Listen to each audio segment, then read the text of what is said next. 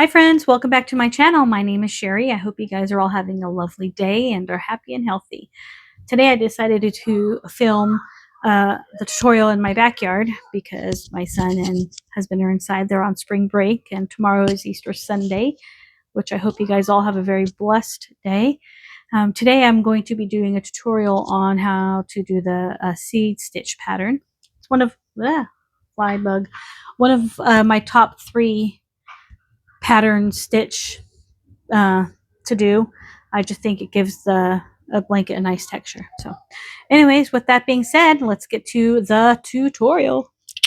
All right, let's go ahead and start the seed stitch pattern. And today I just picked this sage green yarn from Hobby Lobby to work with. So just like we do with any blanket, we're going to go ahead and start our cast on chain. So we're going to leave just a tiny bit of a tail, and we're going to go ahead and make our slip knot.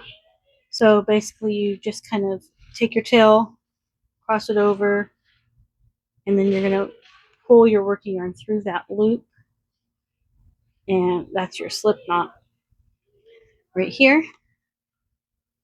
And I do have a tutorial for beginners making a blanket, but I'll show you guys one more time. And then you're just going to pull the yarn through, and there we go. Okay. So for this tutorial, I'm not going to do a full blanket. I'm just going to do a small square.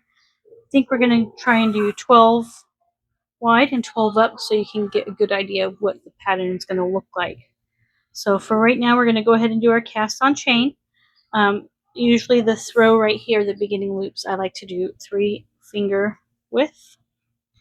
That way the tension on your blanket is good, because if you make your loops too tight, then you get some curving going on. Okay, so here we go. 1, 2, 3, 4, 5, 6, 7, 8, 9, 10, 11, 12. So let's just make sure. 1, 2, 3, 4, 5, 6, 7, 8, 9, 10, 11, 12. Now people do this next step 2 different ways. You can either pull your yarn through these loops here, or you can flip it over, and you see these little humps right here in the middle. They call this the dragon humps. You can pull your yarn through these as well. I've done it both ways, and I think both of them look nice. But for today, I am just going to keep it simple, and we are just going to pull loops through these loops right here. All right, so we're going to go ahead and get started. So this next row, we're just going to do regular knit stitches, okay? So all we're going to do is pull through the loops here. Okay. Here we go. Just going to pull through all the way down our chain.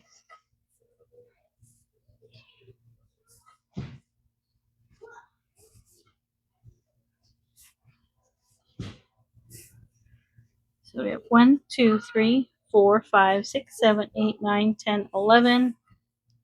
Oops. 1, 2, 3, 4, 5, 6, 7, 8, 9, 10, 11. We need 12. So we're going to go ahead and pull that out. I don't know what I did wrong there. That's okay. I could edit this out, but I'm not, because you know what? It happens. But that's all you have to do. So 1, 2, 3, 4, 5, 6, 7, 8, 9, 10, 11, and 12. All right, so there we go. That is our first row. Okay, now the next row, we are going to alternate between purl stitches and knit stitches, keeping these two last stitches right here. These last two loops, I should say, are going to be knit stitches. Okay, so we're going to start this stitch here is going to be a purl stitch. A purl stitch, you're simply taking your working yarn and pushing it through, like so. So instead of pulling the yarn through the loop, you're going to push the yarn through the loop, okay? Your next stitch is going to be a knit stitch. So we're going to pull the yarn through, and then we're going to do a purl. So we're going to push through, knit. The next one, we're going to purl, so push through, knit, purl,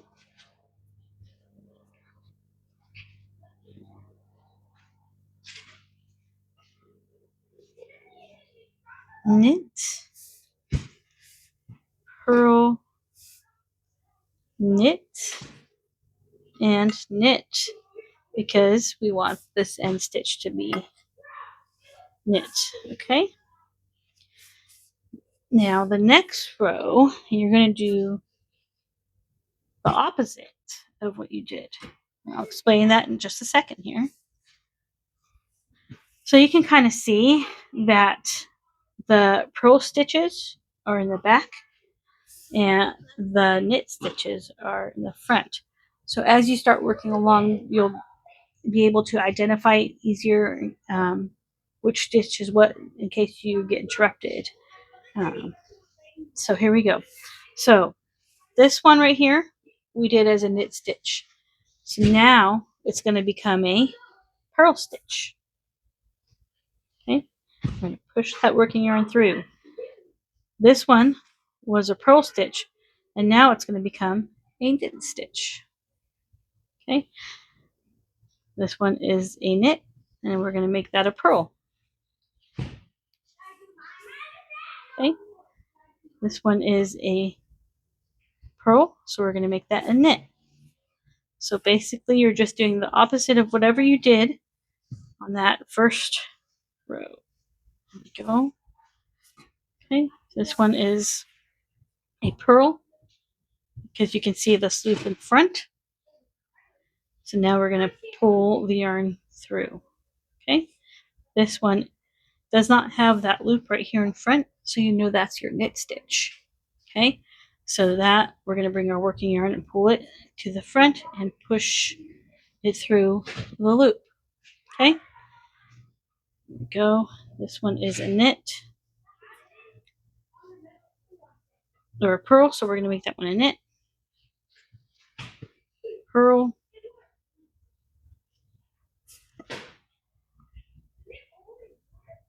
knit,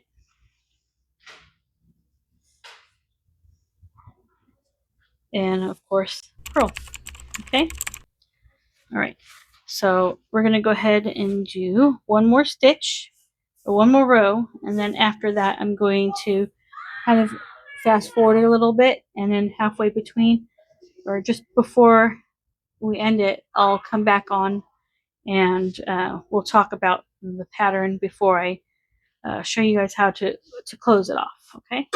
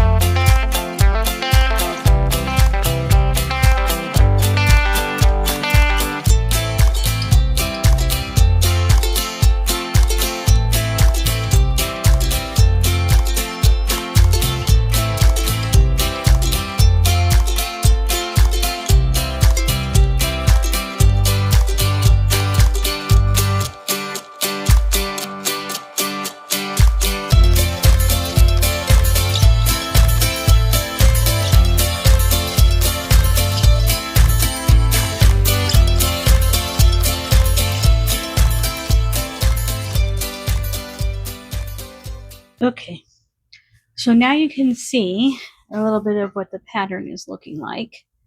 Let me show you what the back looks like. So pretty much the same on front and the back. That's kind of why I like this pattern. It almost looks like a basket weave. I think it's really nice, and it gives a good texture to the blanket and just something different than the regular knit stitch. I'm going to go ahead and do 2 more rows just so we can really get a good idea of the pattern, and then I will close off. I'll show you guys how to do close off.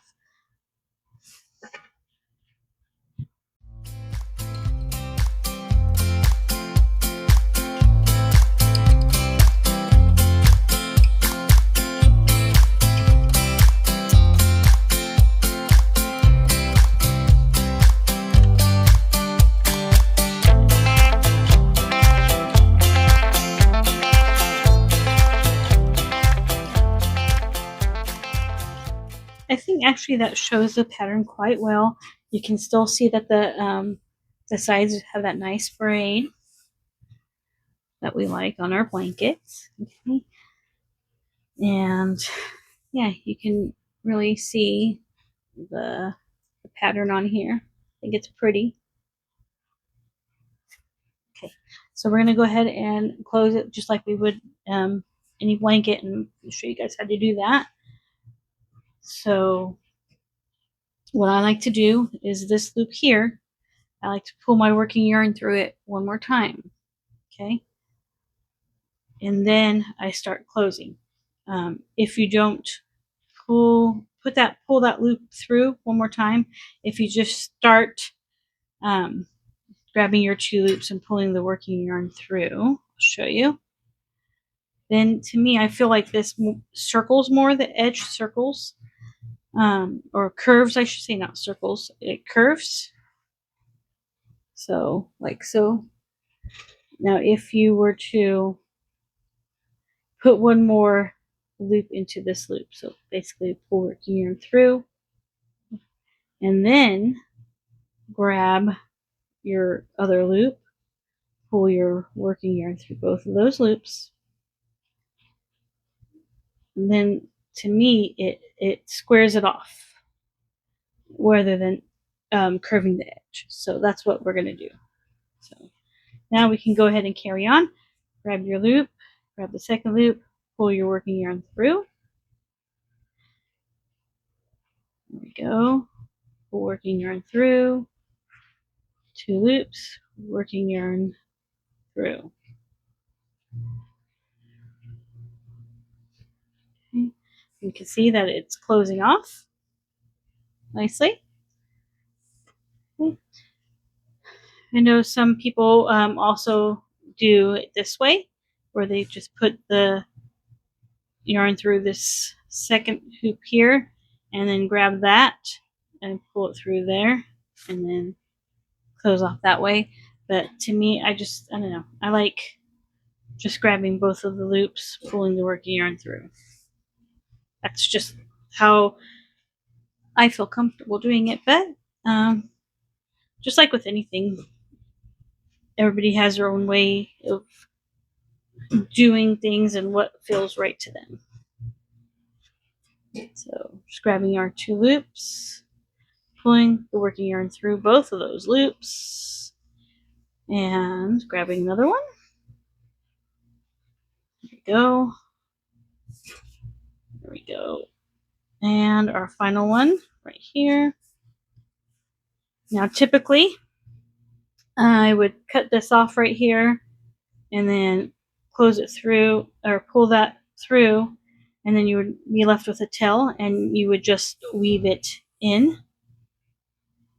But I'm not going to do that today because I'm going to probably pull this apart and use it for something else. But I just wanted to have a sample of the stitch pattern for you guys. So that's all there is to it. And like, you know, the tail here, you would just weave it in and then you can burn the end of it right here. And that's it. So I had brought my lighter in case I wanted to do that, but I think I'm not going to do that because, like I said, I just wanted to have a sample. So I'm going to pull this apart. But there you have it. That is what it looks like. I think it's really pretty. All right, friends. Well, that does it. That's how you do the seed stitch pattern. I hope you enjoyed the video or are able to follow along. I would love to see any of your pictures on a blanket you've made using that pattern. You can follow me on Instagram, Facebook, and TikTok. Even though I'm not a big fan of TikTok, I'm on there. Uh, I think it's Crafty Mom 2015 or Crafty Mom 15, one of those. But yeah, please subscribe, like, and share out my channel. And I really appreciate you guys being here. Have a very happy Easter, and I will see you on the next one. Bye for now.